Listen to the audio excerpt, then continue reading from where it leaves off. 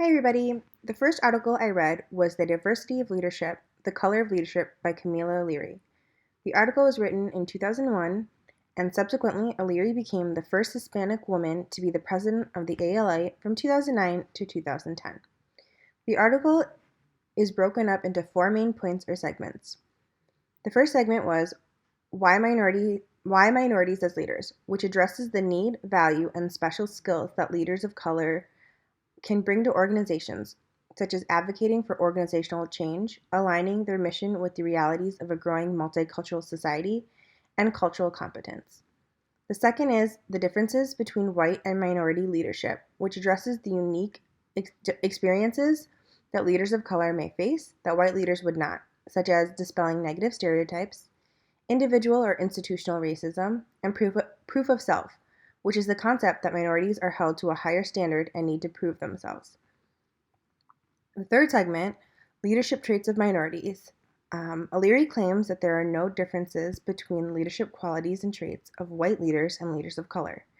However, leaders of color may need to concentrate on specific traits to help them become more successful. O'Leary then poses 10 realities for emerging leaders of color.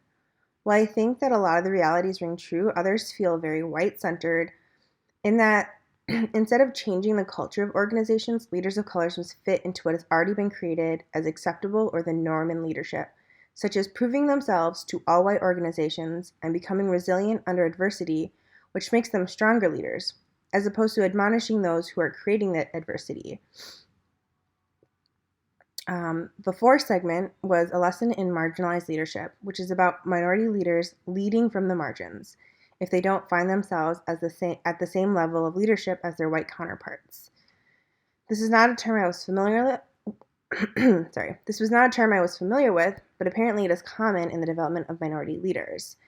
Again, it feels like another way to prove themselves worthy because they have to act in leadership roles without the title or the compensation, but they have to build respect and a following anyway.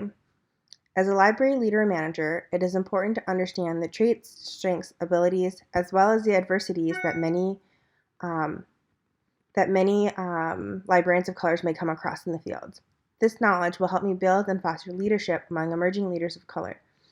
O'Leary states that individuals can blossom into leadership positions given the right opportunities, timing, and training. It would be my job as a library leader or manager to make sure that those opportunities are ample. O'Leary ends her article saying that those in the library profession must act aggressively to increase the numbers of minority leaders in order to effect dramatic change in libraries and communities.